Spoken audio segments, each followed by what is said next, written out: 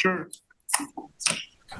Okay, we are live. We are recording. Phone lines will remain off. Go for it. Very good. Thank you very much. Good evening and welcome to the Town of East Hampton Planning Board meeting for May 17th, 2023. We have 4 items on for the work session. The Sylvan Realty matter is going to be adjourned to June 7th. Yes, I'm sorry. I'm sorry. We should have given you a heads up on it. I know you probably prepped and I apologize. Can you hold the suspended animation? Just It's the 7th now? Yeah. I won't be here the 14th, but I'll be here the 7th. Do we have on the 14th? I think, yeah, we do. We don't have on the 21st. Okay, so, all right, so we have on tonight, the first item will be cookery, and then Megron, and we're going to then do East Hampton indoor tennis, and we'll finish with Hildreth Advisors. So, you folks are here on cookery, I know that. And I'm first tonight. Yeah, Matt, you see, sometimes I get it in first. Okay, stick around long enough. It's like a bakery. You just, you wait. It rises, right, slowly rises, right. All right, so, and it's no surprise that all the matters will be covered by Tina tonight. So, so we have Tina, you can Hi. take us away. Okay, Tina's down a screen here, so it's gonna take a little while to switch between GIS and the site plans. I'm just letting you know, this is the cookery. So here is the location, and right on Springs Fireplace Road, 83 Springs Fireplace Road. And now to share the other thing, I have to exit out of this. And give me 1 second. More than 1 second.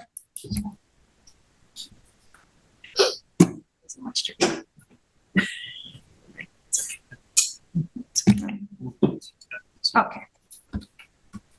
And now just let me, I'm sorry, I was practicing this, but there's a lot of moving around I have to do between screens in order to get this done. No problem.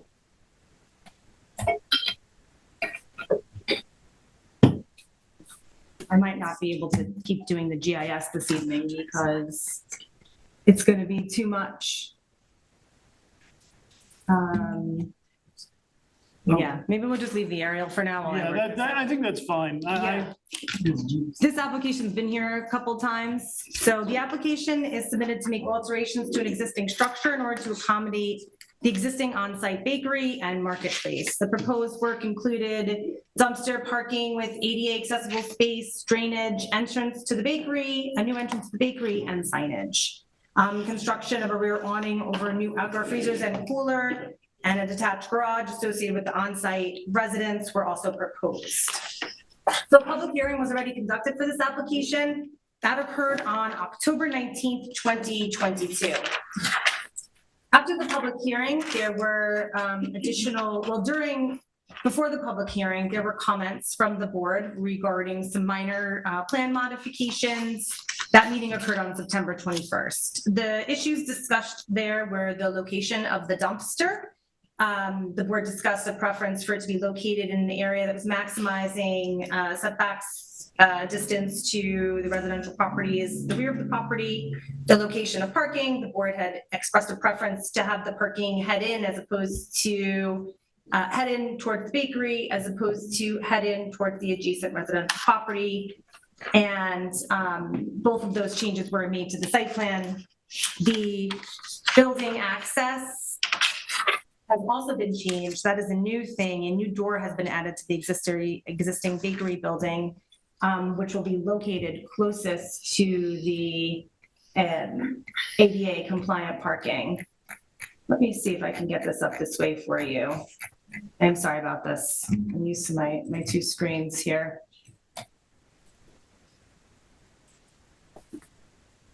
No, it's not working. So the other issue that happened since the public hearing was that the fire marshal has issued additional comments At the time of the original public hearing, the fire marshal had not reviewed the latest plan. And now we do have comments from the fire marshal that the plan is ADA compliant with the new bakery door and the new ADA parking space to be located on site. So in conclusion, if the board agrees, all the changes that were made were the ones that the board requested at the last meeting, and the fire marshal has signed off. And the final steps for the applicant to take would be review of the architectural review board and the submission of the site plan containing the Suffolk County Department of Public Health Services approval. So. Tina, where is? I'm gonna try to get the site plan up. I'm sorry. This is Do you need to do this? Oh, yeah. Let me see on mine. Side for it. it's because I have. There's a second screen button. You know what I have to do? This is pro-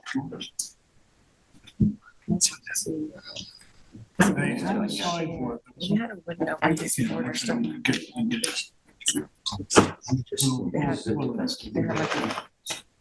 During COVID. Randy, what, Let me. he's tech support. Randy, what are we doing? There's He's a, trying to help me. I appreciate that. there's a button on my laptop that allows you to do two screens. With the screen.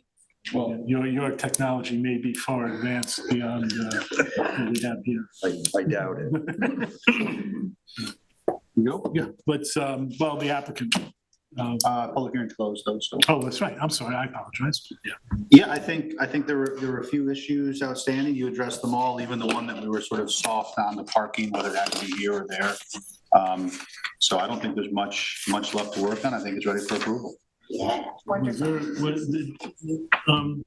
anybody else have any comments or questions? I thought you had a question? No, I think Ed was asking where the Yeah, I was door just was, but asking. I think I know where it is, but go ahead. The new door is where? It's not there yet. That goes now to the architectural Okay. review board. But they. It'll be- Yeah, but the fire marshal sort of misunderstood, I guess, in the beginning when we first approved the review board.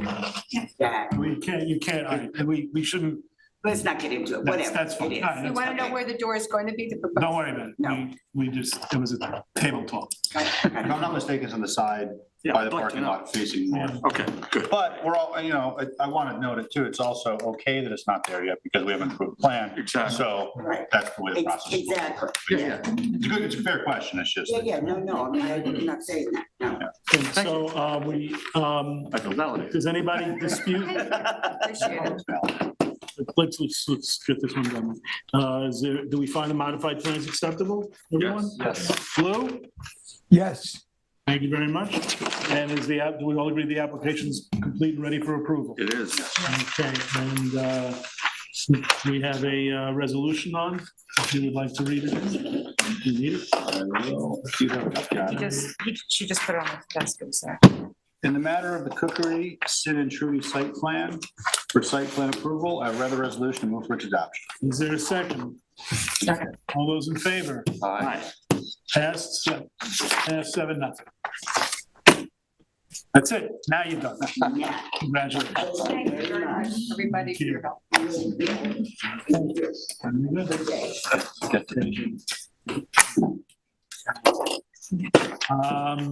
Negron Realty, and again,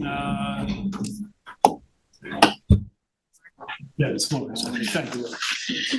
And Ian, that's yours also. I'm still trying to get this to work. Megron Realty, this is an application for a modification. The original site plan special permit approval was granted in 2012 and modified in 2022. The modification proposed is to provide parallel parking in the South Euclid Avenue right-of-way as opposed to the head-in parking that was approved on the original site plan. The project involved a two-story commercial building with retail office on the first floor and an apartment on the second floor. And it's in the central business zone in downtown Montauk. The applicant has reported that the highway superintendent indicated that the parking will not fit in the South Euclid right of way. And The issue then becomes that there is a ZBA approval that required 3 spaces be located in the right of way. And if parallel parking is pursued, only 1 space will fit. So we're still waiting on comments from the fire marshal regarding the ADA compliance of the proposed parking. But the planning board should review the parking in the right of way and see if it is supportive of this project change. It's a atypical kind of arrangement, and the planning board will note that there's really no other space for on-site parking. There's 4 spaces in the back, but the ADA parking is often located in the front, closest to the front entrance, the main entrance of the building. So that really is the issue. If only 1 parking space can fit, they will need to go back for a new ZBA variance. That was the one issue with the site. Another one is that on a planning board site visit, the sidewalks in front of the property, there's an issue where the elevations of this property do not match the property lighting. It's about 1.5 feet higher. And we'd like to understand exactly how that mismatch of elevations happens and what the potential remedies may be for that. We thought that the planning board may want to seek formal comment from the highway superintendent regarding best fixes for this. Sidewalks are supposed to be ADA compliant right now. It's definitely a tripping hazard. So in conclusion, alternatives to the modifications for the parking, if any, should be understood, and the sidewalk issue should be addressed. Can you put up the overhead photo? Is that something that you can do, like you did on the last one? That I can do. Yeah, I think it's just, to the extent that you can't do any other magic with the screen, at least we'll have that. I'm gonna find it, but at some point. So this is the site here. Oh.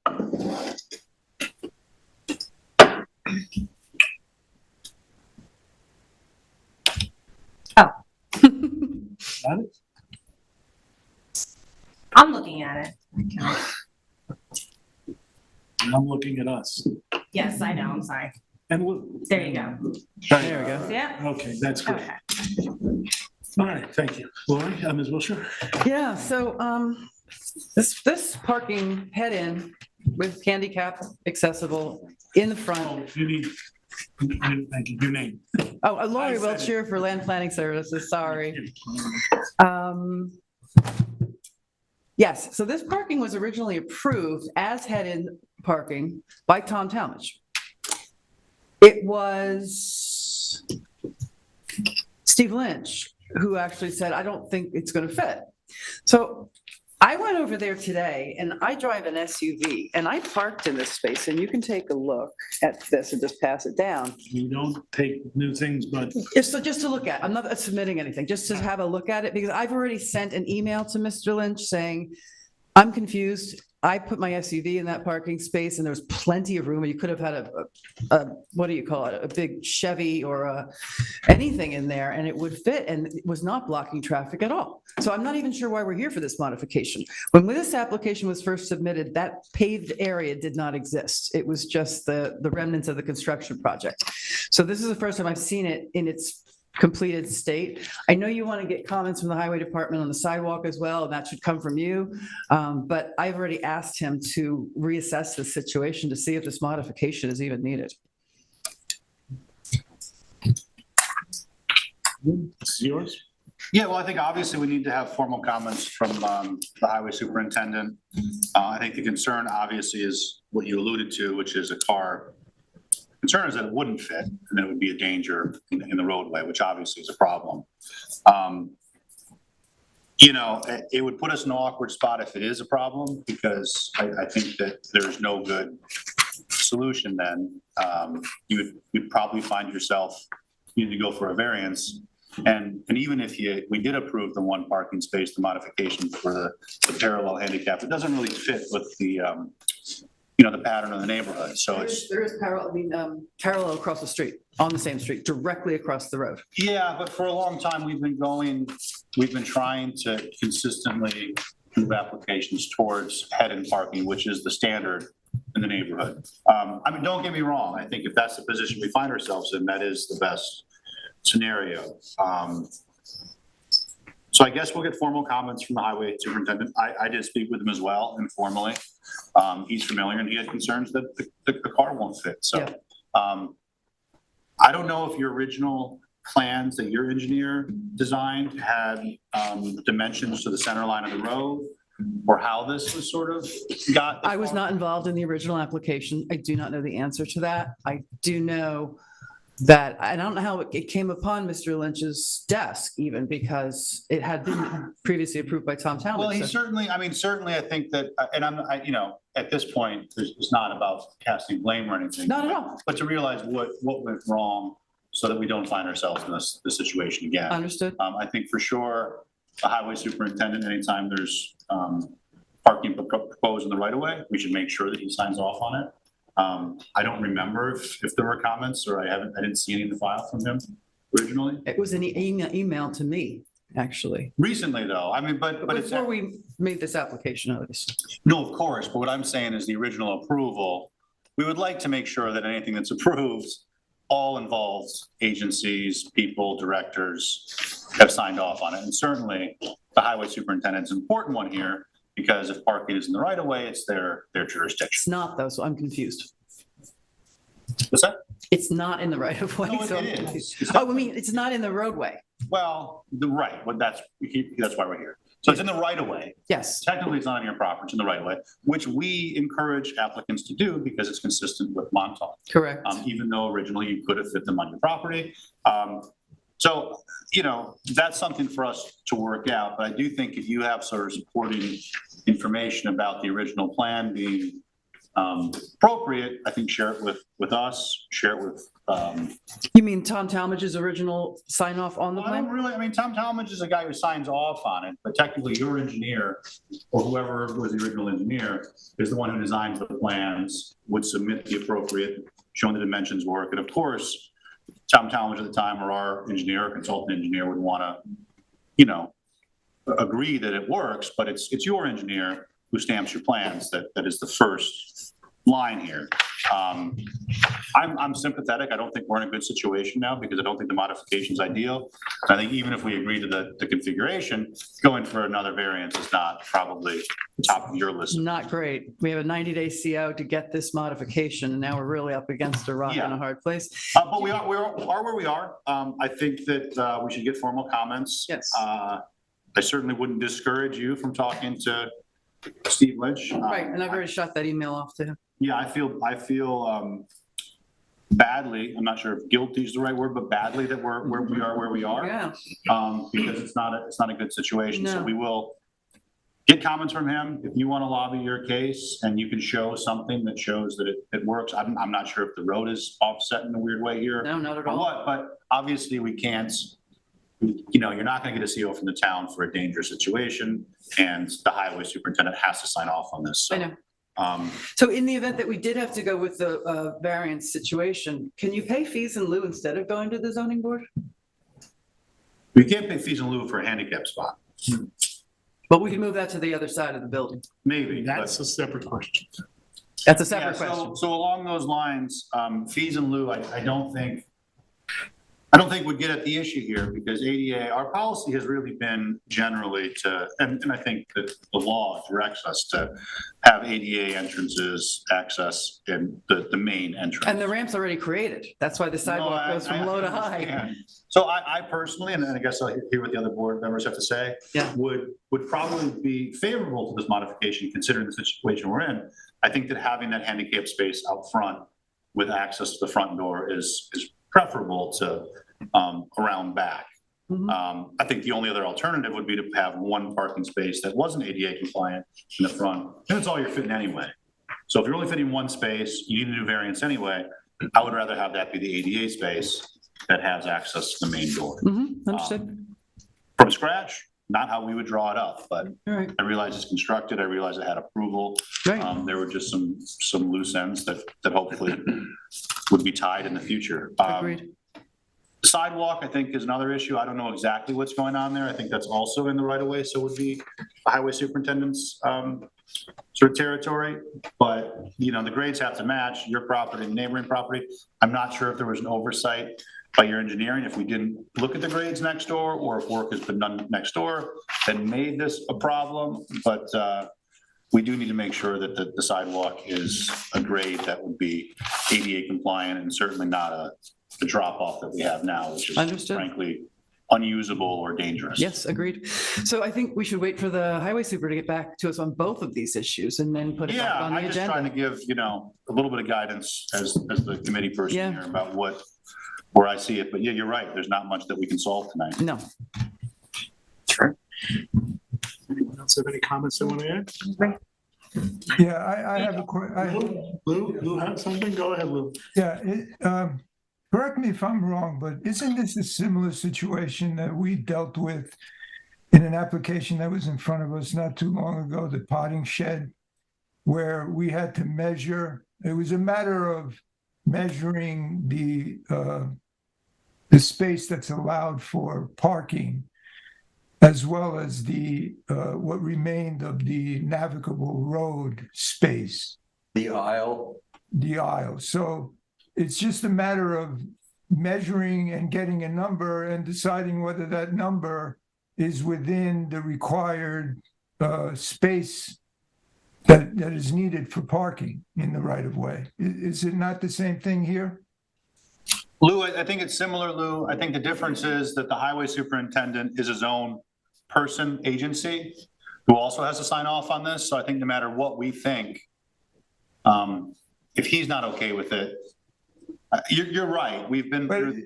yeah, is it a matter of him making a subjective, what I'm getting at, is it a subjective decision, or is it a matter of just falling within a prescribed measured space?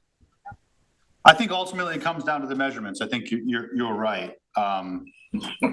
We don't know what those are, but it's not just for us to get advice from him. It's for him also to be okay with it by whatever criteria I guess he determines. I think that it brings up an important point, which is we should make sure that he's involved from the start, so that if our, you know, what we think are okay measurements, because on this board, we've disagreed about the proper parking, you know, size and how close is too close to the, you know, the roadway.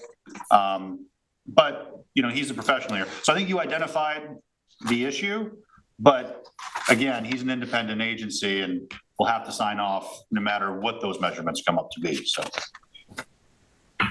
Okay. Anybody else have anything? No, yeah. The only thing I would like to add is that, from my perspective, the movement of the ADA entrance to the back, I'd be strongly against.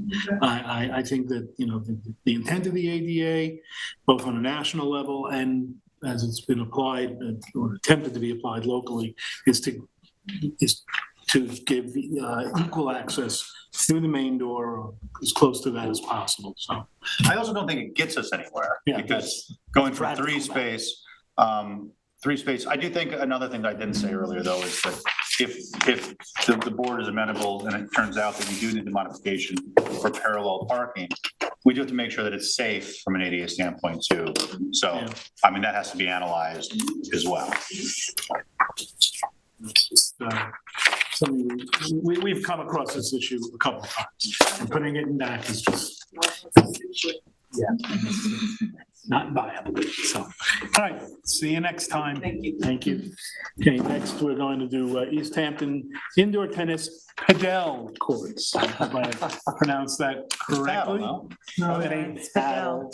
Is it really Padel? Yeah, that's what we found out when law school was doing it. Yeah, remember we had them in law school. When law That's right. school was That's right. doing That was precedent. Yes, it's precedent. In this. Wait, that was pickleball, wasn't it? No, it was Padel. Padel. It was a glass. Wainscott is the Wasn't world Padel. capital of Padel. Actually, I just read something that said Hampton Bay was the world It's Padel. capital of pickleball. So. I think Andy Hammer gave a half-hour dissertation on it. Well, Padel is encased. Yes, right. Pickleball is free, more like Yeah, yeah, tennis. Maybe it's like Target and Target. Well, that's called sarcasm. Let's go with Fidel. Tina, again, and got the Padel courts and Lou. No. No, I'm sorry, Lou's got Hildreth, my Ed. Ed is the name. Yeah, I said my bad. I meant to say my dad, I said my Ed, you're my Ed just as well. Okay, go ahead. Okay, this is a site plan application to construct 3 Padel tennis courts by covering 2 existing tennis courts. Each court would be 13 feet high, approximately 2,317 square feet in size. The planning department understands that the intent is to operate the courts during May through September for the next 2 years and remove the courts during the off-season. Again, they're being constructed over existing tennis courts, so the tennis courts, 2 tennis courts will be covered. The subject property is located at 174 Daniels Hole Road. It's 24 acres, zoned A5 residence, situated in the Water Recharge Overlay District. It operates under a special permit for a major recreational facility. The project is a type 2 according to SECRA, and therefore no further SECRA review is required. Regarding the nature of the projects, the courts are a use consistent with the existing uses on the property. And because they're being installed over the existing tennis court facilities, their installation does not represent additional lot or building coverage. And they will only be temporary in nature based on the submission from the applicant. Regarding our review, one item we noted is parking, that no additional parking is proposed. And our code, while it doesn't include parking requirements specifically for Padel courts, it does have them for tennis courts. So applying this rate, 4 spaces would be needed because 2 tennis courts that require 4 spaces are replaced by 3 tennis court paddle courts, which would, because of the similarities with tennis, also stand to reason generate 4 spaces. I make a comment here that there is a ton of parking on the site. The applicant should explain if there is excess parking, and if so, if it can accommodate the new demands from the additional court. If new parking or additional striping would be required, it would no longer be a minor site plan. Minor site plans can be applied for something like this where there's no new cover in excess of 500 square feet, but if new parking is required, a full site plan review would be triggered. So we'd like to hear the applicant's thoughts. The applicants submitted schematics regarding what the paddle courts would look like, which miraculously you can see. And ARB approval of these is going to be required. The fencing at the highest point is approximately 13 feet. The courts are being installed in an area of the site, as you can see, that's very interior to the site, surrounded by similar facilities, parking, tennis courts, improved areas, and therefore it wouldn't be visible from the right of way. We did note that the survey wasn't labeled with approved parking counts or like outdoor dining that we know exists on the property. It would be helpful to have those labeled for the sake of completeness of the survey. So if those could be added, that'd be great. The fire marshal has indicated that no further review is required, and there is no new lighting proposed. So in conclusion, the applicant should clarify the parking and that, the paddle tennis players are consistent with tennis. And if the additional parking can be accommodated by existing parking on site. If so, this would be a minor site plan and the planning board could proceed without a public hearing with its review. Okay, thanks very much, Ms. Burke. Chairman, Tara Burke from Lighthouse Land Planning, here on behalf of the applicant. So I found out that it's called paddle everywhere in the world except the US, and we call it Padel. So go figure, right? So everyone's right. So thank you, Tina, for your memo, by the way. So it sounds like the biggest issue really identified in my eyes was parking. I think Tina's analysis of an additional 4 spaces, because we're going from 2 tennis courts to 3 padel courts, is accurate that we'd need those 4 spaces. It's doubles, primarily. However, the 2016 site plan approval for the clubhouse, which those parking calculations aren't on this survey, as she pointed out, the approval was for 328 spaces, and there were only 247 required. So that was a surplus of 81 spaces. So I believe of that 81, there are 4 that we could dedicate to this use. Where are those spaces, Tara? Well, they're all across the site. Okay. I know it's super hard to see, but they're everywhere, basically. Yeah. You know, all here, up here, down here. This is grass overflow parking up there. There's more here. So they're kind of everywhere. The entranceway is the upper left, correct? Correct, yeah. Aren't there even some parking like off the screen too? By the miniature golf? Yeah, totally. Down on the bottom there, right? If you have kids, you're familiar with this. Yeah, exactly.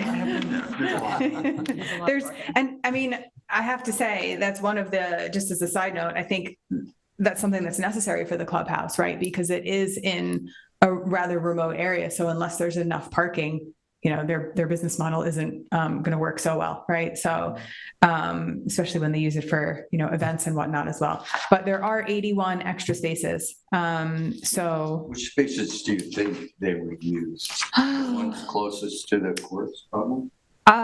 sure, I think they would use those unless they wanted some exercise. Yeah. Or if they were. Before they went and exercised. Yeah. Point. So, I mean, you know, we have an ARB meeting coming up on May 25th. So we'll address the height with them. We have no problem adding the items to the survey that Tina had asked for. And that's kind of it. I think our biggest concern really is just timing. You know, of course, it's approaching Memorial Day weekend, and this is a sport that they'd like to do in the summer, which actually brings me to another point. We're not sure how seasonal it's going to be. It's really going to be based on demand.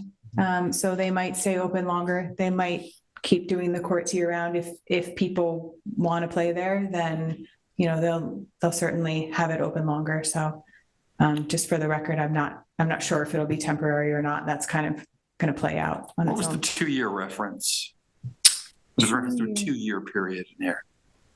Yeah, I got that in the email from Rohan explaining kind of what because there was no project narrative. So I said, you know, can you tell me what your vision here is? And he May said to 2 September years. for the next 2 years. Well, I mean, I think it all depends on demand, right? Like You're gonna give it 2 years for and see 2 whether- years, yeah, see if it gotcha. works. If it doesn't, you know, the court's changed to something else, I will be standing back here letting you know. You know? Whatever the next new thing is. Right. So, but yeah, I mean, you know, I'd love to hear your comments, but our biggest concern really is timing and how to get this moving for them as quickly as we can, if you don't have any issues with it.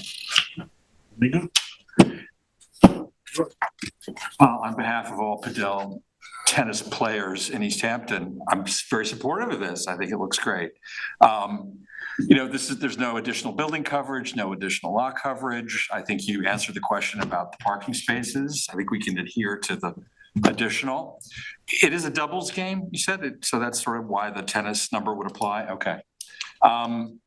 Yeah, I think it's ready to go. I don't really have any further comments on it. Anybody else? I agree. I think the parking should just go on I don't have any concerns at all. But just put it on the plan so that we know we looked at it and it's there for next time. So just saying the inside calculation, the parking. Here's what's required, here's what we have. Yeah. We have It means that next time they come in, they have 77 extra open spaces. spaces and not 81. So Yeah. I don't see Lou because I'm looking at a drawing, but Lou, do you have anything? No, I think it's fine. I agree with Ed. I agree with that. We all agree with that?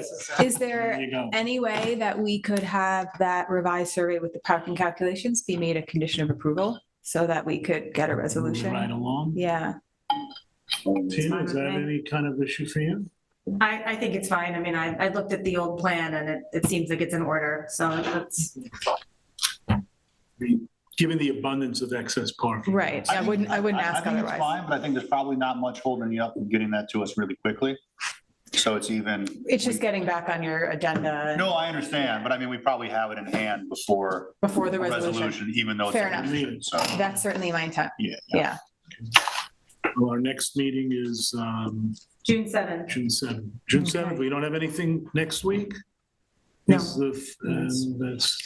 Okay. I can have the survey in before then, with the parking calculations for Coordinate sure. with the planning Cool. department. Great, See you back here. thank you very much. Good night.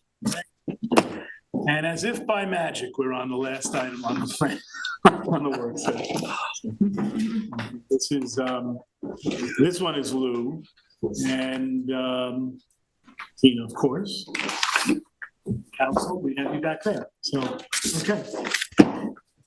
This is Hildreth Advisors, Amagansett 2, 136 Main Street and 11 Indian Wells Highway, Amagansett, New York. It's a preliminary site plan special permit evaluation. Preliminary. So I'm not gonna go to the GIS because I don't know if I can get back to where I am. So I'm just gonna give you the aerial map here. To give you a sense of where we are. So these are the two properties involved in this application. This is 11 Indian Wells Highway and 136 Main Street in the central business area of Amagansett. So this application is a preliminary site plan and special permit review. There was a similar proposal under review several months ago. The applicants have withdrawn that and replaced it with this proposal. The application has been submitted to facilitate the development of two properties with associated site improvements. At 136 Main Street, the proposed project includes the renovation of a 4,500 square foot building and with interior multiple business complex for 5 dry retail uses. This is the building, if you guys will remember, there's an existing historic 2-story structure fronting Montauk Highway. And the 1-story portion of the building is where there would be 5 new retail uses. The other part of the scope of work on the site is a new 2-story building with a retail multi-business complex on the ground floor and 2-story, second story would be affordable apartments, and that's located here on the site. And then there is the 11 Indian Wells Highway site, which would be renovated, and there would be a proposed ground level restaurant, second story apartment, which is existing, coupled with retail uses. And then on the 3rd story, there would be office space. There would also be a large amount of new paving to facilitate 112 spaces, as you can see on the site plan. Landscaping around the perimeter of the site is proposed with landscape islands separating the parking areas. The preliminary site plan did not include stormwater or sanitary system details, but there were lighting details. So regarding the review, first is SECRA. Upon formal application, the project is likely unlisted. However, a type 1 could be triggered in one of 2 ways. One, depending on if the traffic study requested, which we'll talk later, shows a change in the level of service on Montauk Highway or Indian Wells Highway. That would trigger a type 1 per the East Hampton Town Code. And also the disturbance is very close to type 1 thresholds that are reduced based on these structures and the area being in a historic district. So if it exceeds 2.5 acres at any time, then it would be a type 1, but if not, it could stay below the threshold. In either case, we recommend a long environmental assessment form at a minimum is an appropriate way to start the environmental review for a project of this size. So for backgrounds, I mentioned earlier that the planning board originally reviewed an application for 136 Main Street site only. The proposal for that portion of the project has remained largely unchanged since that submission. However, several of the board's comments made at the initial meeting were incorporated into this revised site plan for the two sites. That includes enhancing landscaping with the provision of vegetated buffers between this site and the surrounding uses, and the provision of adequate parking. The density on 136 Main Street of uses has not changed, but when you consider the sites together, the density is a reduction over the original proposal. Our next round of comments is about the project description. We would like on formal submission a detailed project narrative that describes the overall existing and proposed uses and just lays out the vision for how the site will operate. Things that we'd like included in the narratives: hours of operation for the existing and proposed uses, number of existing and proposed employees, and things of that nature. Now, because this is a preliminary review, the important focus is on the overall concept, right? Providing guidance to the applicant regarding whether or not the project is proposed something that is acceptable to the board and complies with town code. So we offer several big picture thoughts in the preceding sections of the report. So the first thing is a lot merger. In the site plans we received, the applicant seems to be treating the sites separately in their zoning analyses tables. However, if they want the site to function as one cohesive plan, a lot merger would be appropriate. That may or may not be advisable, and I think that's one of the things the board should consider when they're looking at this. Another key concept focus is the site layout. So right now, the site is laid out with a very large central parking lot as a dominant feature in the site's aesthetics. And we encourage the board to consider whether this would be harmonious with the existing character of Amagansett, which is a more walkable central business district. If there could be alternate site layouts considered that may provide a more friendly pedestrian experience, that could maybe have a building located more centrally here with open space, enhancing the aesthetic quality of the site, we think that might be something to consider. And it's even more important because preservation of site character is something that's required in the Amagansett Historic District Guidelines, which I'll talk a little bit more about later. But the 11 Indian Wells site specifically is, the perimeter is home to several large mature trees, and there's a large stand of mature trees in the rear or side of the property. And these are things we think should be carefully considered in site planning. And site planning that demonstrates some preservation efforts to the open spaces that exist on the site and help to enhance its historic character and support its historic character should remain.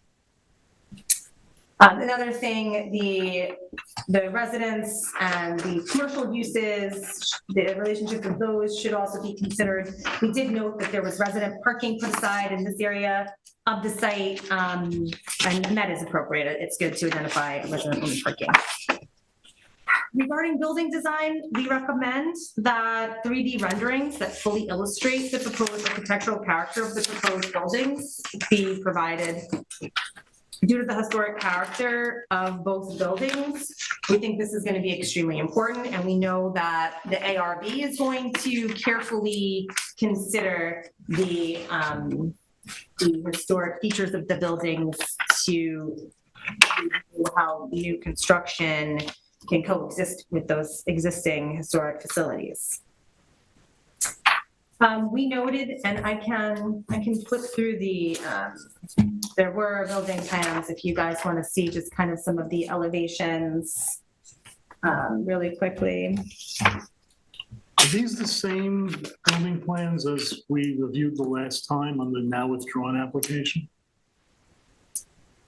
Just on the one lot. On the one line. No, I know. Everything looks very consistent, right? Yeah, it did.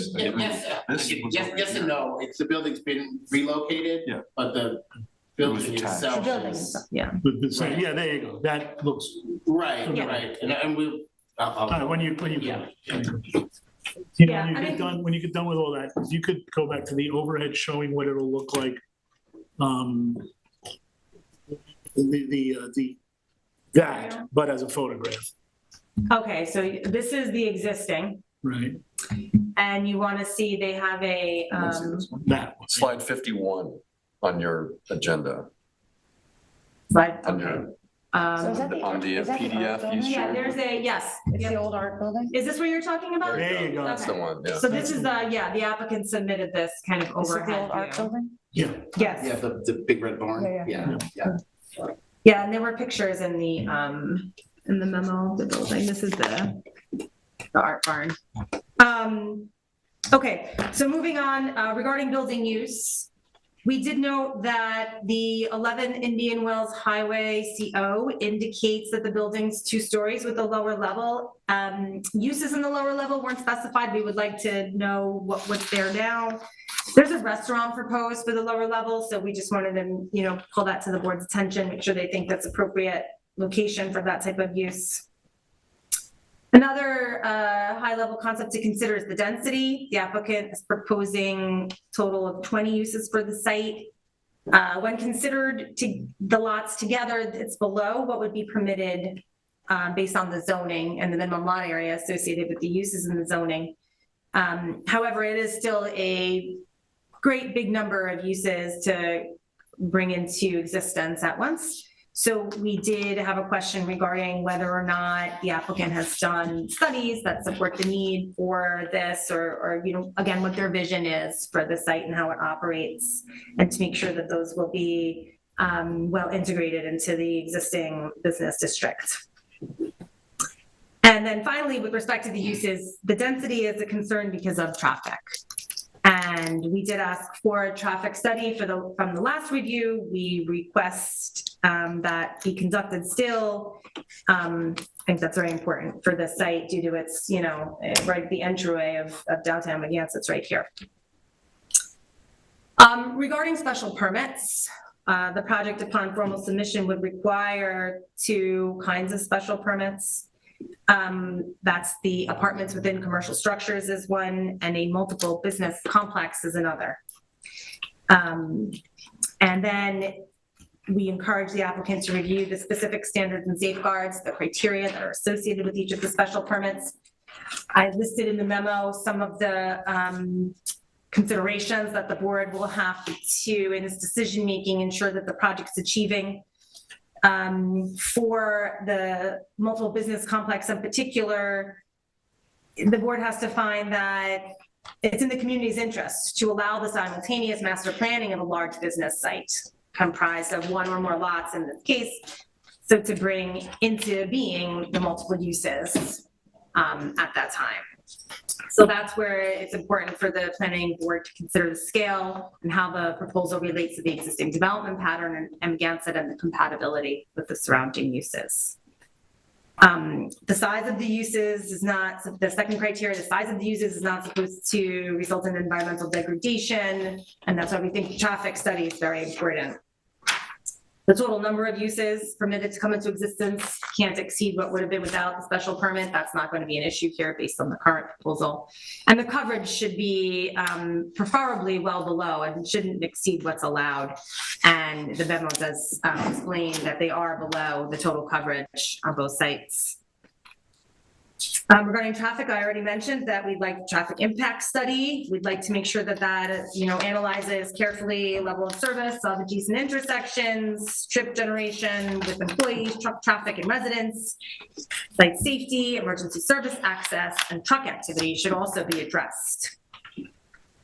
Regarding internal navigation, this proposal does respond very well to a lot of the comments the board made originally, and just making sure that the aisles and the parking comply with the town standards. There are truck loading spaces. We did have a question about some of the truck loading spaces and whether or not there's enough room for safe navigation, and those should be addressed in future submissions. Regarding parking, we had made comments in the initial review regarding the parking fronting Montauk Highway, and that they should try to screen the parking. I didn't notice it originally, but it does look like some additional screening is necessary or has been proposed. So maybe Brian, when he talks, can explain that. It is appropriate to screen the parking, and currently parking is right on the sidewalk, which is kind of a dangerous condition. Got to park, right next to people walking. Detailed parking calculations were submitted for review and comply with the town code requirements for the different number of uses. We did have some questions on the detail. And, we also note just the significance of 112 spaces being cited. Together, we suggested the board may want to consider a parking utilization study to ensure that all these spaces are needed. But that's really at the board's discretion. Regarding historic and archaeological significance, as I referenced earlier, both of the sites are in the Amagansett Historic District. Both of the sites have specific criteria in the code that will have to be complied with for development on the site. And the highlights of those include, really the intent of the district, like the preservation goals for the district, include that it's a goal to retain the rural and informal character characterized by the mix of building types and a significant amount of open space between buildings. The other, I think, really pertinent thing with respect to how the site has been laid out is that, especially with respect to Indian Wells Highway, one of the provisions of the code requires that open spaces that contribute to the site setting should be maintained, right? And as I talked earlier, there's a lot of perimeter mature trees, a lovely stand existing on the site. Those contribute to the historic nature of the Indian Wells site, and the proposed project is not really acknowledging those in the future plans. The last thing I'll say is that the site is an archaeological district, so we had just suggested that the applicant coordinate with the State Historic Preservation Office and see whether or not they wanted further archaeological study. Because the sites are both disturbed, we think it'll probably be okay, but for something this large, we think it'd be appropriate for them to reach out directly. Regarding stormwater drainage, there was no information provided. We would like to see a full grading and drainage plan that depicts the adequate stormwater infrastructure. And of course, minimizing paved surfaces to the degree except practical is always encouraged. Regarding sanitary systems, sanitary details were not provided, but the applicant did provide calculations regarding the projected wastewater generation. And based on those, they would need a transfer of credits from the town's affordable housing credit program. So should this proceed, they would have to formally apply to that program and receive the credits, and a new, innovative alternative wastewater treatment system will still be required.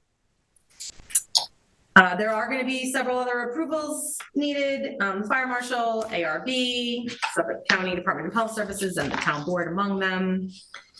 There was a lighting plan submitted. We made some comments on the lighting.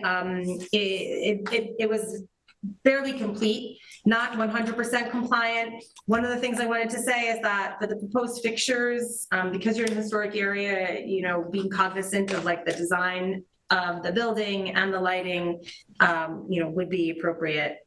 But the lighting plan comments are fairly straightforward. It can be hands-on at a later date.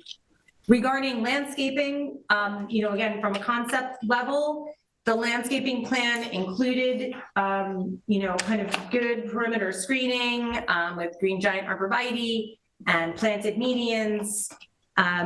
Again, our response to that is that consideration should be given to, preservation of existing trees where possible and the usability of the open space and how that really can enhance the experience of the site. In conclusion, the planning department recommends that the proposed site layout is not harmonious with the existing neighborhood context or the Amagansett Historic District guidelines. Accordingly, we recommend that the planning board require consideration of alternative layouts that provide for a more pedestrian-friendly environment that complements the historic nature of Amagansett. The proposed project also includes a substantial increase of the number of uses, a detailed narrative explaining the vision for the site and supporting analysis that supports the density increases, as well as compliance with the technical issues and the special permit criteria noted is, we believe, warranted. And then we should discuss the lot merger, which doesn't seem to be proposed right now, but we do think would be required to facilitate this proposal. I'm completed now. Thank you. Thanks very much. Good evening, Mr. Chairman, members of the board. Brian Matthews, Kirsten Cooley, 241 Panago Road, East Hampton, New York, here for the applicant, Hildreth Advisors. As always, Tina, thank you very much for a very thorough memo. You lay a lot out there, but it's helpful. Certainly, it's a lot to go through, but it's certainly helpful. Just as everybody noted, this is in place of the 136 Main Street preliminary site plan valuation that we had submitted 6 months or so ago, or a year ago, whatever it was, to have this application be done is placing in kind are in place. And so we're at that stage again where we're kind of backed up just for the preliminary stages. So, I have a few things I wanted to address, but really, I think the kind of purpose of this is to really hear out the board's concerns and planning department's concerns so we can take them back and get the full site plan application submitted and really start the review. And during that, we'll have the drainage, we'll have the septic analysis, the traffic study, all of that is underway and what have you. So all of that will be included, full lighting plan, full landscaping plan, whatever preservation planning department and the board wants. That's what the applicant's going to do. So just a couple of preliminary things. Acknowledge that it's a large area, and it's a project that on its face is a major redevelopment or what have you, but it's really just it's additional parking and it's one new building. I understand that there's additional uses going in, but it's probably less than it appears on paper, but it certainly presents a unique opportunity for the development of this area. And it's something that I think, we're going to be able to get to a good result together here. I think it's a good project, provides needed commercial space. It provides much needed affordable accessory apartments. It cleans up a large area of the 136 property, that, for lack of a way to put it, when you look behind the garage there, it's really become just a junkyard. There's really no other way to put it there. And it provides, one of the things that we had talked about last time with respect to it was brought up by the board with respect to the Amagansett Square property, but some kind of connectivity between the sites. So even though it's now the 136 and the 11 Indian Wells, it does have that connectivity that I think is, I would like to understand a little bit more about the pedestrian concept. I'm missing that a little bit about why what you're looking for there and why this doesn't provide it, but I'm sure we can get there, but it does provide that, interconnectivity between the properties. That's kind of really all that I have at the moment. There's a couple of bigger ticket items just, on the memo that I wanted to address and just go through the questions really quickly if I could. The long form, just so, I think would help and save time, the long form EAF, there's no problem there, obviously, if that's okay. A project narrative, I think that'd be something standard that we would submit as part of the site plan application.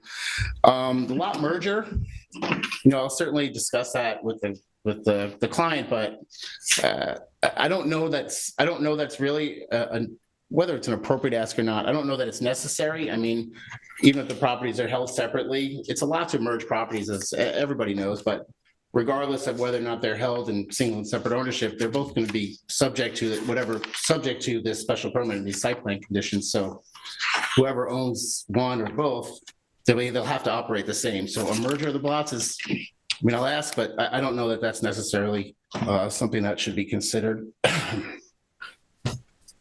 As far as the alternative layouts, again, I understand there's additional uses, but it's really just the one new building. At first, it was, to the west over here, which kind of didn't really allow, we thought, pushing it up and having it up against that parking lot there was preferable. I don't know how many different layouts you can put that building, but we're certainly open to whatever suggestions everybody has.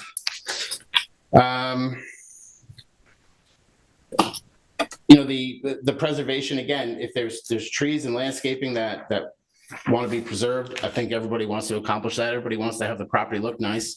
But again, the aesthetic experience of the sites is a junkyard in the back, and the kind of remainder of, except for some additional parking, the remainder is only being upgraded. So I think that's already been taken care of. The 3D renderings will be done. Whether or not the restaurant use is appropriate, I understand that, we'll be going through the site plan special permits, but in a CB zone, a restaurant's a permitted use. So town board's already made that decision to a degree that in a central business zone, a restaurant is a permitted use and it's appropriate. As far as the market analysis, that's something new that I've never really been asked about. I don't know that that's something, I don't know if it's something the applicant has done or they would do. I don't know that it's something that really can be asked or something that would be submitted.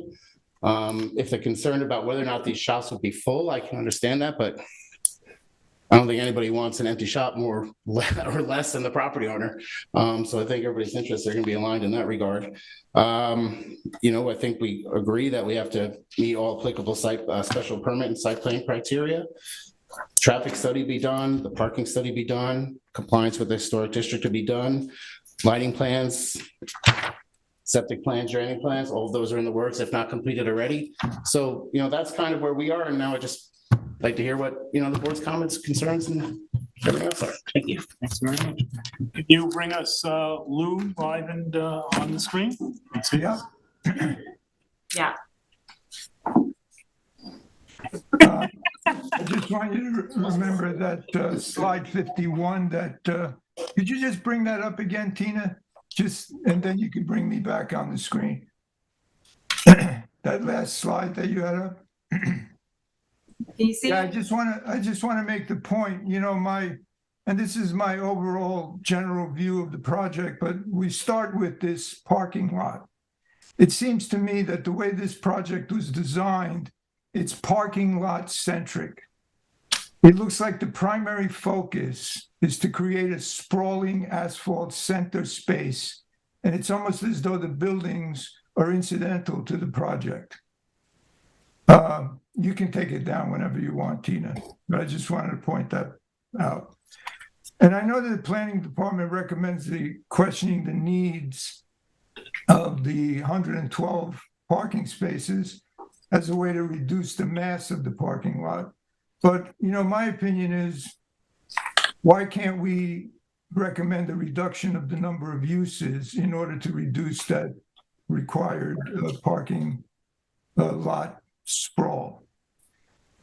As far as the applicant agent mentioned that there's a sort of a symbiotic effect between the two properties, I just want to compare, if you compare Amagansett Square next door, you can see the contrast between what I think is a pedestrian walkable park-like site versus what this is, which is a large blot of black asphalt, the way I see it. I'm also concerned that the plan and the theme of the construction, those box-like row type stores, are more indicative of mid-century mall, sprawling mall type of style, rather than maintaining the Amagansett Historic District character. And specifically, I think it violates the compatibility requirement of the special permit standards. And I just want to quote that compatibility standard, quote, "The site of the proposed use should be a suitable one for the location of such a use in the town. And if sited at that location, the proposed use will in fact be compatible with its surroundings and with the character of the neighborhood and of the community in general, particularly with regard to visibility, scale, and overall appearance." To me, that site, the way it's laid out now, doesn't do that at all. It does the opposite. And as far as the historic district elements, other than the 11 Indian Wells building, which is required to have its historical elements preserved, or at least some of them, I'm concerned that the new box-like construction will be very incompatible with the area's character. Another area of my concerns is the utilization of that basement for the restaurant. It seems to me that, we're pushing the boundary of density already in an already busy traffic zone. So by not only maximizing above ground coverage, but now we're going underground for commercial uses. I think it's just unsuitable to put a restaurant in that basement. It's because of increased density. You're finding more space now underground to fit these uses. The density and location, this project compels, it makes it necessary to have a traffic study, in my opinion. It's creating 20 new uses on an already busy main street with the added traffic onto the side streets. So I think that traffic study is absolutely necessary. The other points that were raised by the planning department, which I agree, just briefly citing them. The archaeological study is required, the grading and drainage plan, sanitary plan details. The preservation of the large trees, I think, is very important on the west side of the property. And I think a full EAF should be prepared. And also a lot merger makes sense. But finally, my comments that I want to conclude with, I just want to say that, I see our job on the planning board as more than just checking boxes to determine if a project meets certain numerical criteria like setback distances, building height, pyramid calculations, parking spaces, etc. Those types of requirements could be done by ChatGPT, artificial intelligence. You don't need human beings like us to do that. Our job, our fiduciary responsibility, I believe, is to protect and preserve the heart and soul of our community. The guidelines to assist us in achieving that are not just our own subjective preferences.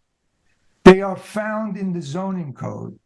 They are found in the permitting standards that are aimed at preserving the character of the community, ensuring compatibility with the rural, semi-rural, and historic nature of the surrounding environment. The code is explicit in mandating the protection of our open spaces so as they are not filled to the max with concrete and asphalt while clearing hundreds-year-old trees and native vegetation.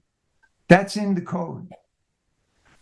I don't begrudge business enterprise. I believe investment is vital to maintaining our town's economic engine purring for the financial benefit of not only the developers, but for the livelihoods of our townspeople, not to mention the necessary renovation of degrading structures. But we must be careful not to gradually destroy the marrow of our community. All the elements that make it a special and desirable place to live so as to enhance the financial interests of the few. This project, as proposed, in my opinion, does exactly that. It needs to be scaled back, revamped, and redesigned with more of an emphasis on the community character rather than the maximization of space. Those are my comments. Thank you, Lou. This is a preliminary review, so we're going to give everybody on the board an opportunity to weigh in. So, Okay. Hey, Brian. So when I first heard that you were including the 11 Indian Wells Highway property in this project, I thought, okay, well, that's going to give them a lot more breathing room. You know, this may solve a lot of issues that I had with the first proposal for 136 Main. I felt, you know, when we talked about it then, that there were too many uses on that little squeezed space. However, it didn't accomplish that. You know, not to repeat everything that Lou just said, but I don't think, you know, just to quote, you know, what Tina took out of the our code regarding special permit criterion for special permits. I don't think this is in the community interest of Amagansett. I do agree with Lou that this is absolutely the central piece of this is asphalt. The central piece of this is parking. You know, and that parking is necessitated by the number of uses on the two parcels, which to me is too many. To a degree, if I don't mean to. We'll talk and then you'll. You know, I think you have, you know, something of a model next door at Amagansett Square. The sort of proportion of green space to commercial space there is very different than this project, right? So, you know, in my view, this really does not sort of conform to in any way to the sort of the character and aesthetic of Amagansett. There's just frankly too many uses, and reducing the number of uses would really help all around. There's no question about that. Traffic study absolutely has to happen. No question about that. Full EAF, absolutely support that as well. Yeah, I'll leave it at that. And those studies are in the works. Yeah, I mean, I pretty much agree. You know, I don't think this project is going to be well received generally. I think that, well, you know, to the applicant's credit, I think you addressed a lot of the issues that we brought up with respect to 136 Main Street. You know, that was overdense, too much density, not enough parking. And the circulation is improved, the parking, you I guess took our words and you kind of did that. The problem is you're annexing this 11 Indian Wells Highway, which is kind of a bucolic property. And so we're taking a property that's somewhat overdeveloped and constrained, and then essentially putting that parking on Indian Well. I mean, if I'm reading the numbers right, it sure seems like that's kind of what's happening here. I think that it's tricky because that site is truly beautiful. You certainly have a right to develop your property, but as you know, this would require a special permit, which is another, you know, a higher standard. And we're going to lean heavily on the ARB here too. And I can't imagine the ARB. It's for them to decide that they're going to love the overall appearance and scale of this. Obviously, I don't think that you're trying to design a parking lot and just putting some buildings there to, like, you know, justify the parking lot. Clearly, you think there's a business model here. But I think to the planning departments, you know, to their point, to other board members' points, having a huge parking lot in the middle like this, I don't think preserves a community character. I don't want to take, you know, another application or another. And I think there's a lot of different ways to fall within something that fits with our community character. You don't have to be exactly like Amagansett Square. I don't ever want to say like, oh, one person did it like this, you have to do it like that. But this is pretty far outside the bounds. And I don't know as far as merging these properties. I think having a property that large in Amagansett actually might be problematic because the scale of things is generally small. Even in Amagansett Square, which is, I guess, a big property, the structures are small and it has a different feel than what's proposed here. So, you know, I think that it should be reduced. You're below density. I don't know what the rules would be about. I'm just going to say it out loud, and if my ignorance shows, I apologize. But, you know, creating a parking lot on this 11 Indian Wells to cover the other one, I'm not sure what happens there if you don't merge them. Essentially, you'd certainly have to have some sort of easement or agreement, but I don't know how that would help us because again, you're putting parking onto a site that even though in totality, you meet the strict definitions numbers wise, you're taking a site again that's constrained and lacking and overflowing into one that's kind of beautiful. You would never, I don't think how if you developed 11 Indian wells separately, it would result in that same. So it's preliminary. I certainly don't have all the answers here, but I share the concerns of the others. And I think that, again, I first looked at it and said, they kind of did what we asked, but in a way that we never anticipated because you're involving this other property. And I think the fact that you require a special permit here is going to make, I agree with what Lou said, and that we're here to do more than just look at numbers and say it's, check a box here, check a box there. However, I am very sympathetic with people who, do their homework and know that they're compliant. And I don't want to be arbitrary about stuff, but the fact that there's a special permit here, raises the threshold quite a bit. And it's a historic district. There's all sorts of things, I think, working against a project of this scale. If we're going to talk more details, I don't think moving the building, to the east was a good idea because it creates this larger parking lot. I understand what you're trying to do. But, I hesitate to even go that far because I think that the scale and the scope overall is too big at this point. However, I remain open-minded, and if you submit a formal application, we'll certainly look at it and get deeper. Yeah. Michael. Hi, so Tina writes in her evaluation, the conclusion, provide for a pedestrian-friendly environment. And I just do not see that. This is a car-friendly environment because if I'm parked in the southern space and I want to get over to Amagansett Square, which I guarantee people are going to want to do, it seems to me, and when it's your turn to talk, you can address this, that I would have to walk all the way to the highway and then cut across and come all the way down.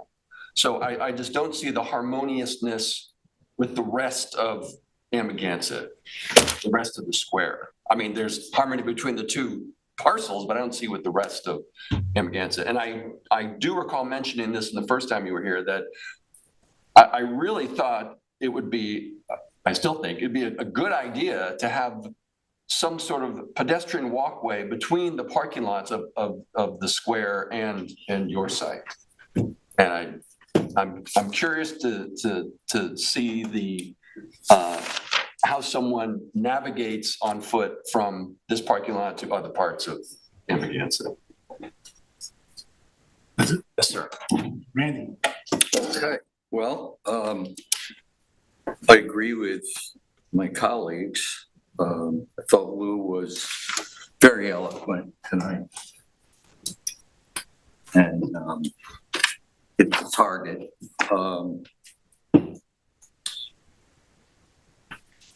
This application proposes the transfer in of sewage credits, ostensibly to allow affordable apartments, I guess. I mean, that seems to be what we're getting now is exceeding parking and sewage flow cloaked in affordable housing. And to some extent, that's a good thing. But really, why not do more apartments here, which generate less traffic? It's something we need. We don't need, in my opinion, based on the stores that I see, this is obviously not a sophisticated study, but based on what I see of retail in the town, and especially if Sylvan is approved, I don't see, when we talk about 20 new uses here, does that include the offices? It's not 20 new. It's 20. Yeah. That's what I thought. Yeah. So 20 new would be a lot. I would see, I wonder why we couldn't have more apartments and less stores here. They're also very small. I don't remember, are they 500 square foot? Apartment? No, the stores. Stores are small.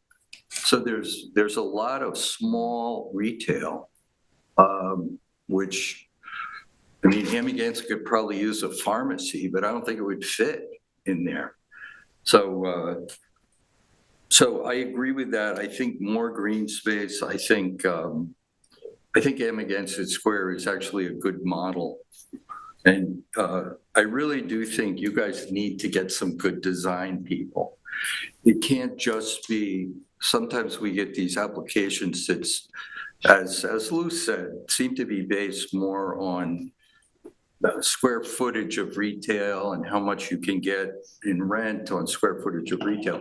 It's not being done by design, like landscape architects and people that are thinking about green space and connectivity and beauty and historic. I mean, it's a little too mercenary. It's a little too monetized.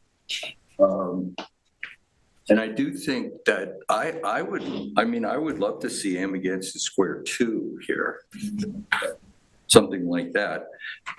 I also thought, in terms of 11, I agreed with what Ian said and others, that really, to me, 11 Indian Wells Highway would be a great historic acquisition for the town. Just leave it alone. We have this beautiful barn. We don't need the extra traffic. We certainly don't need a restaurant there. I don't know if that's something your clients would consider now that, I don't know if this is a contingency deal where you guys will buy it if you get approval or what it is. But to me, a better solution there would be to have that property owned by the town, like Miss Amelia's cottage across the street, and not intensified as much as you're proposing here with parking and a restaurant. I agree. I think the total coverage is too much. There's too much asphalt. I agree with Lou. I think these are more mall-like structures. You look at Amagansett Square, what they did, which was so actually pretty visionary at the time. They've got their retail uses in these separate structures that almost look like ag buildings or barns. There's green space around every one. It's all connected. There's a big green in the center that you can see from the highway. It's a lot of really smart design in Amagansett Square. I really think if you guys could include that. So that's pretty much where I'm at. Yeah, my comments are very similar. I mean, I think a more park-like structure, design would make sense there. That parking lot it's pretty jarring. It's just very like pool parking lot. And I mean, I'd be curious how many additional uses you have. I know there's already at least 6 or 7, right? Is that what it is now, or 8? On the 136, yeah, and then there's, I think, 4, 5, 6 And then already on, if you're counting the apartment on 1180 Wells. So you're adding maybe another 10 or something like that? Less than that, Okay. but a little bit less. And then and like Tina said, is that parking all necessary? Or you reduce the square footage a little bit, and but I think a more park-like structure. I understand maybe you can't connect to Amagansett Square, separate property owner. They may want the fence there for whatever reasons, but if you can make it more park-like in that space, and I think all the other comments have been made, and I agree with everyone who's spoken. Really, really a great thorough memo. Before you go, Brian. No, go ahead. Go ahead. I just want to ask Dina a quick question, relate to our next part of this conversation. The 1985 easement, which provided some connection to the property to the east, is that to the Amagansett Square property or the one? The small little one on Main building Street or whatever it is now. Real estate office for a long Yeah, time. right, okay. I was It's thinking that about building, yeah, right up front, right there. Yeah, got it. Thank you. And also just to add that art building, it is really bucolic right now. And to turn the backyard into a parking lot would be such a shame. Well, can we? Yeah. It's an important point. Go ahead, please. Yeah. Just get this out, and then you can have the floor.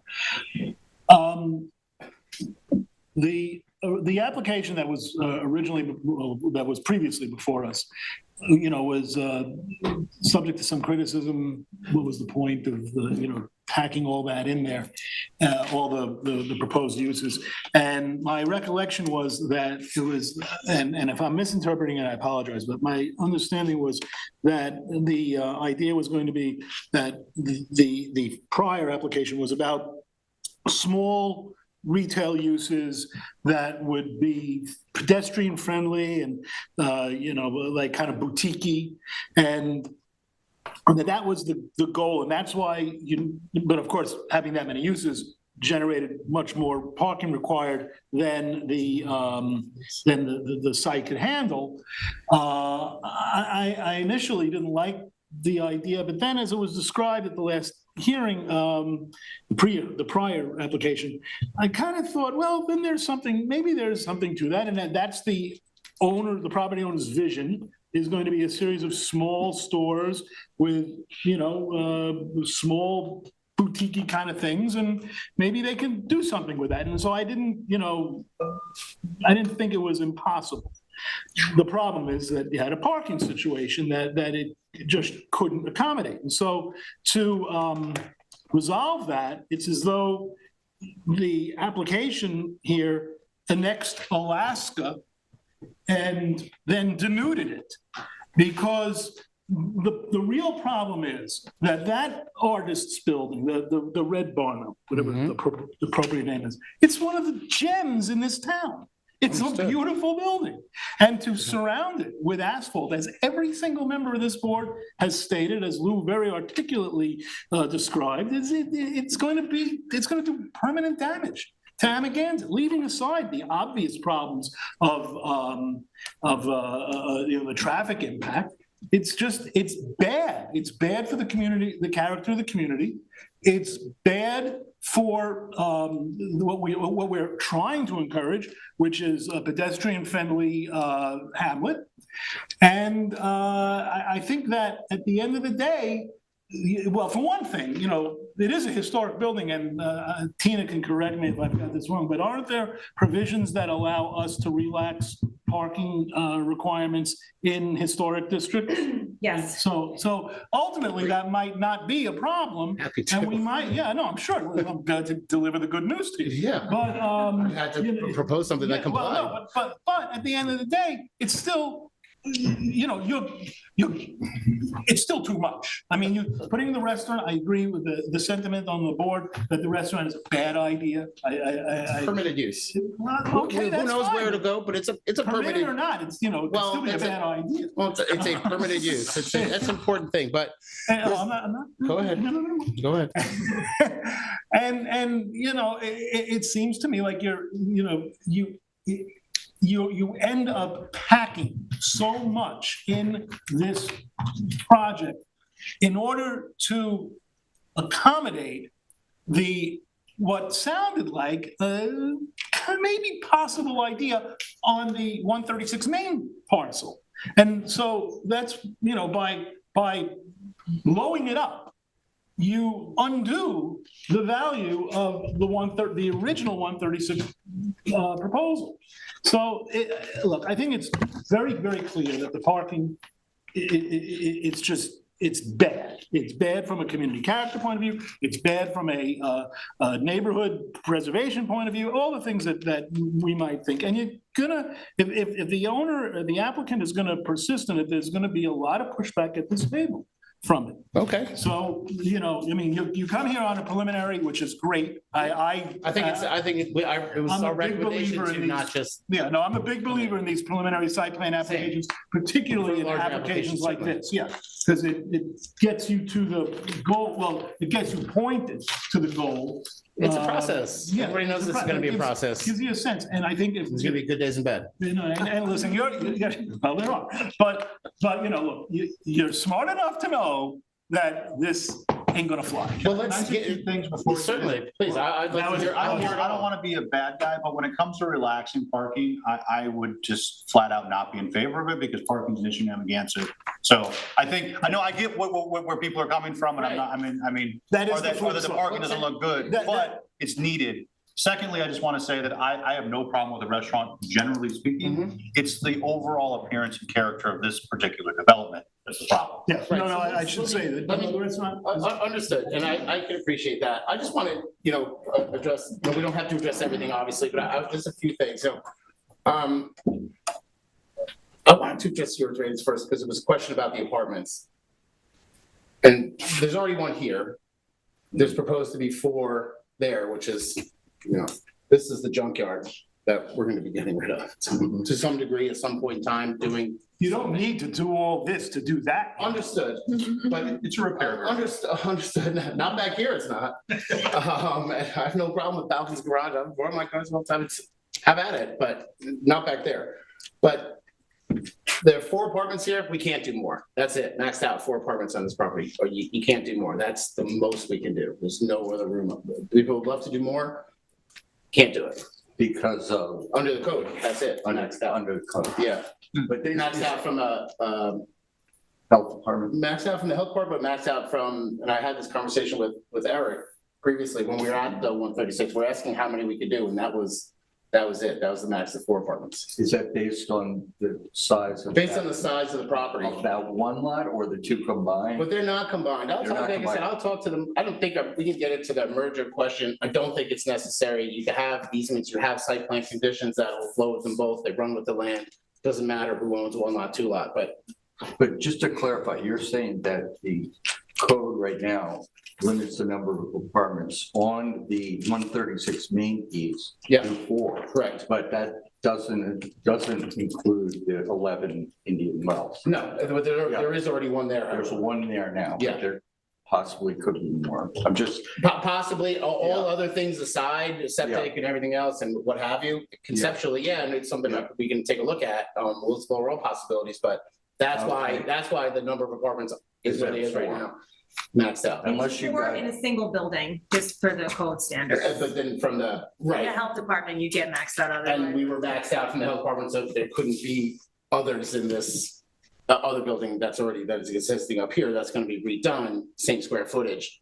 There's nowhere to put. If the town board put an affordable housing overlay in there, you could do more than 4, but go ahead. Yeah, no problem. So, but it's an important point, and affordable housing is a big component, but I wanted to make sure I address that's not looking to shortchange the affordable apartments. We maxed it out. Okay. I thought that was something I just wanted to make sure that we addressed. I asked Tina to expand this up a little bit, because I understand that on paper, when you look at that map, you look there, it looks like just turning the entire 11 Indian Wells into a parking lot. That's as it exists today. That parking lot is there. It's being expanded up here a little bit and expanded up here a little bit, and all of this green space is staying, and whatever trees that we can preserve, want to preserve, but I think it needs to be made clear that we're not turning a bucolic park. I don't think that southern space is not, is parking lot now. Right, on the south side, that's not, You're going down, you're bringing parking all the way down to the property line. yeah. Understood. It's coming, no, not all the way down to the property line. There is a significant boundary here along these. It's right down in this corner here, but all up front and all back here. You can't split It's screen. being pushed down, but to the extent that there's a narrative, an idea that a park-like feature of a Indian Wells is being turned into a parking lot, it's not accurate. Actually, if I may interrupt, Tina, can you draw back, like go, I mean, a couple I of can hundred see feet higher? that, but Because I want to get a sense of how much, what else, all right, bring it closer. Those are residences, right? Right. Yes. Below it, the south, Correct. that's a residence, that's a Correct. residence? Okay, so. And there's they're gonna be- vegetative buffers, and it'll be our obligation to make them happy. No, I don't think anybody contests that. But I thought it was important to note that this is not a green field like the middle of Amagansett Square that all of a sudden putting bulldoze and turn into a parking lot. That's the condition that exists today. That's the important stuff. It's very different, Brian. It's very different. I think we can agree a little bit differently on what very is, but I think it's important to note that that's the condition that exists today. Okay. No, I can see that, but I think that's what I describe it as more park-like, right now. you No, just I kinda have understand, it. but, and I think, and then the discussion about Amagansett Square, right? Happy to contact the owner and say, how about a pedestrian walkway? That's really all we can do. right?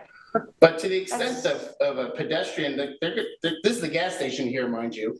They're gonna get from here, even without all this, there's something here, they can get there this way, or they can come through here. That's not gonna change. If anything, the pedestrian access is gonna make it a little bit easier to have this interconnected here. It's not shortchanging pedestrian access, it's actually creating one where it doesn't exist. If there's a way to make that better, open to it. Great. Open to it. I'm But just concerned about pedestrians. You have to walk through a parking lot. people do it every day.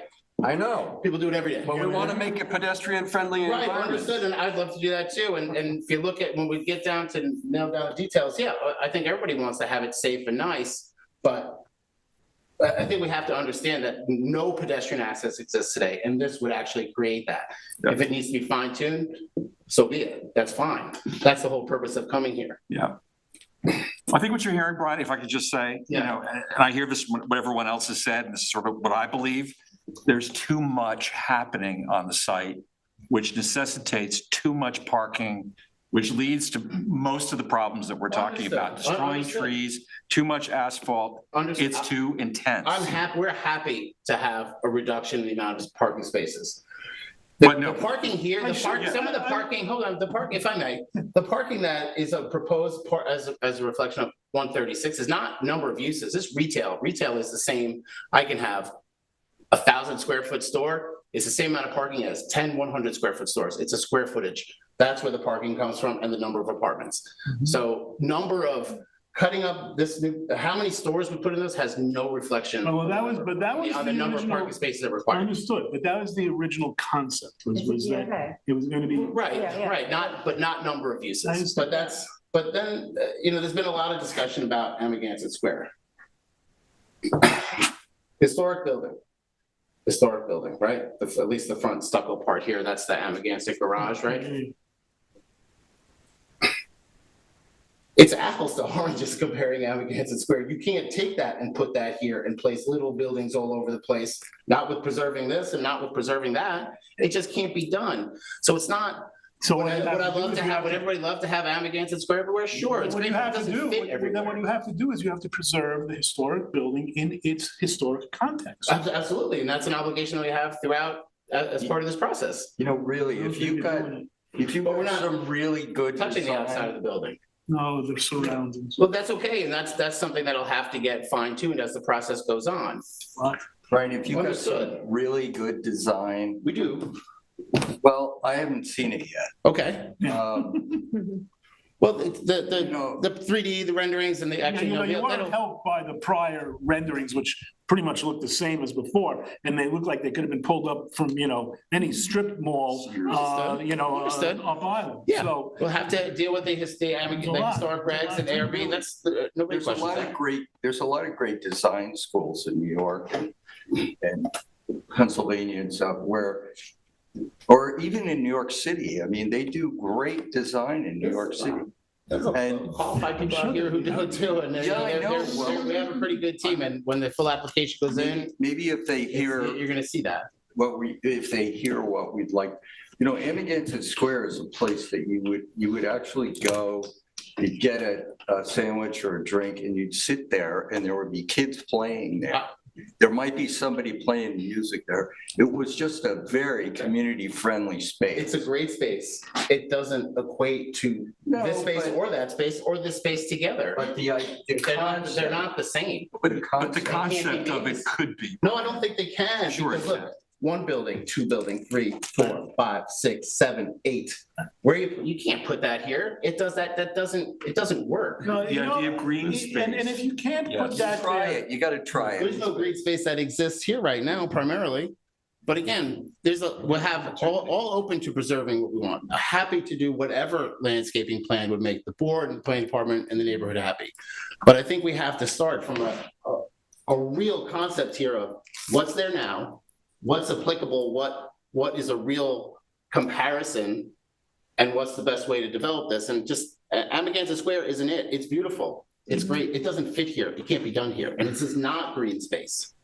Yeah, but using those smaller buildings that are not attached, they almost look like they have lawns around them. That whole approach, I don't know, on the 136 building, the only portion that's historic is the part on Montauk Highway. It's right? the stucco part, that's the garage, So yeah. in We're not touching theory, that. you could demo all of the stuff that's not historic and move it in somewhere else on the site. Still get your same number of units. Yeah, but if you look at, and now just looking at 136, right? I mean, I don't think that's something you'd want to do on 11. I think placing buildings throughout would detract from the barn, right? So just doing that on 136. Look at the mass here. Yeah, we're gonna go round and round. There, it just doesn't work. I think, I mean, look, I love think you have Brian, for the record. I do, and I think, I agree with you. I don't. yeah, think and that doesn't, I agree with you, it's a different site, Amagansett Square is great. Yeah. But I think the point is people are saying something that fits. yeah, everybody understand this, something, I get it, something less, and I get it, that's always the case, and that's not a problem, and that's not, nobody takes offense to that, but I think it has to start with a rational or reasonable understanding. What's a comparable and what the site looks like now. You know what? And I think that's an important thing to really keep in mind. Okay. But I think also what you need to bear in mind is whether Amagansett Square is an appropriate comparison or not. This is what you need to bear in mind. I'll take their number. I'll tell my designer they're fired. What you need to bear in mind is the bigger picture of Amagansett. Understood. Right? And what you're getting with unanimity on this board is that this does not fit in with the bigger picture. And that's okay. And that's okay. And that's going to be our charge to either convince you otherwise or change, or some combination of the two, most likely, right? Two buildings. Tina, looks like Tina has something she wants to say. Yeah, no, I appreciate your kind of conceptualizing here what you think would not work. You know, I wonder if your engineer and your design team could actually look at the site with these comments in mind and come back with something. They absolutely will. Engineer more unfortunately had consistent with the a guidance. conflict and couldn't be here. Okay, no, I mean, I think that's great, because I think Which when is they good, we're not having start engineering questions. You looking speak at a the different buildings- language than me. Down the road. and placing them at different places on the think site, that's- trying to, make a more cohesive open space experience. I think that's Considering the something, pedestrian experience, I think they can come up with different concepts that the board could then give you better feedback on if this makes 100%, sense. and that's why we're here. This is Yeah. it's not barely day one of this application, right? I think it does have to keep in mind of the apartments are a critical part of this that everybody townwide knows are important, right? You're describing the design problem. Where Go they ahead. can, where they can go without, but can that be accomplished but making this site still functional? You want to keep this building preserved from appearances, right? Everybody agrees. That's why the client bought it. I think it's beautiful, right? Part of the reason. Everybody agrees with that. But then you can't do buildings to it. Where are people driving? Where are people parking? You can, then all of a sudden, if I come in here with 4 different buildings, then you have a circulation problem, and you're gonna have a traffic jam on your own property. And Here's your assignment. Here are the 6 elements that have to be in the design. What do you come up with? Yeah, no, it's.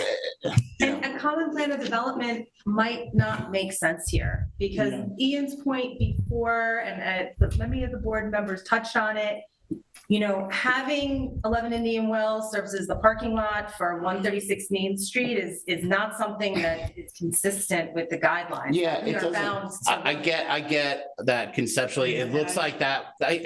And I Of should course, say it that the can look like relaxation- that, but that's not the case. The reality is that this could all fit. We had the parking fit in here. When we came in with the 136, met all parking requirements, all of them.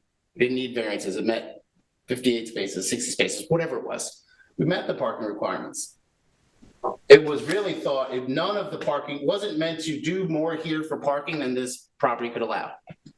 It would, but it did allow, and I think when you take a step back, and we'll be here more than once, that the circulation and the connectivity of this, it's a real plus, and it's gonna be a benefit. I think it really do. But based on what we see, it looks like the only way you're going to accomplish that is by putting a hell of a lot more parking into the Indian Wells portion of the project. And that. You mean vice versa? No, if he's saying he wants As I mentioned, with the circulation. parking fit on 136, when we were here alone, the parking fit all on 136, every space. But you're To the- saying to you the want end. to accomplish flow. Does it help with circulation and this, Yeah. and the connectivity?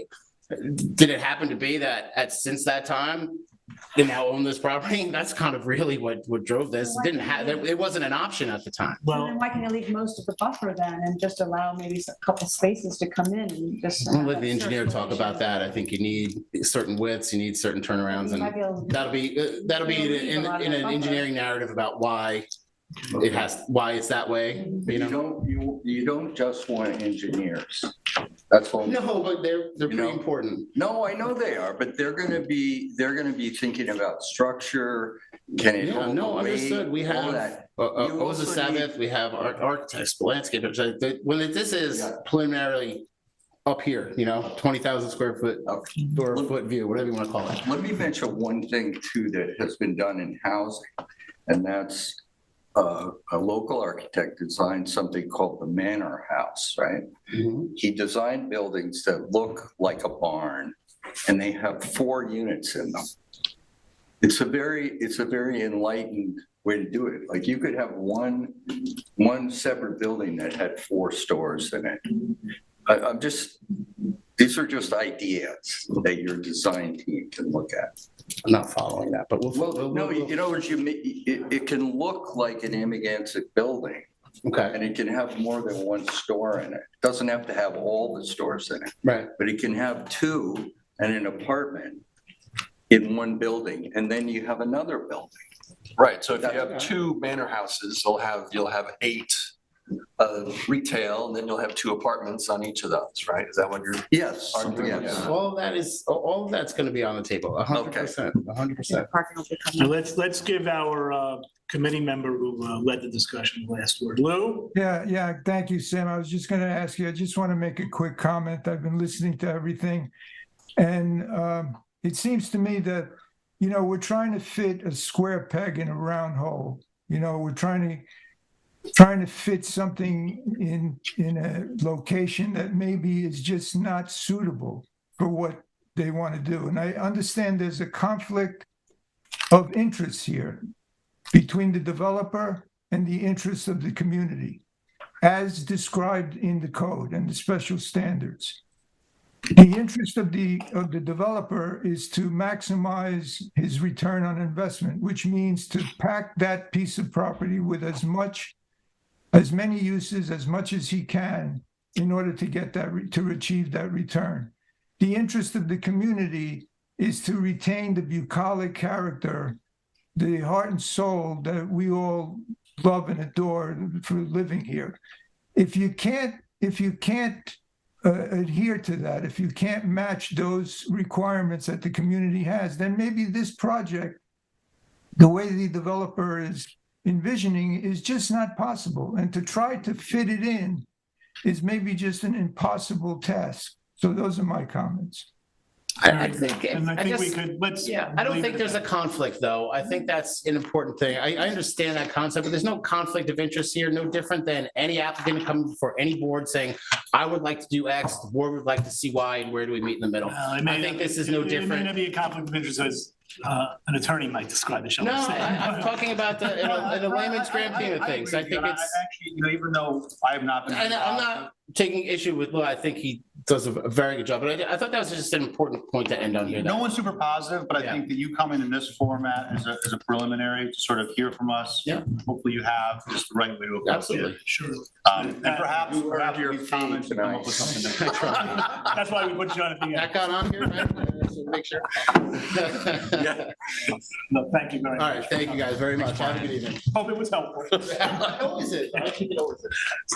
All right, folks, we don't have a meeting next week or the week after, so we're back on June 7th, which is after Memorial Day. So give yourselves 45 minutes to get here. Take care.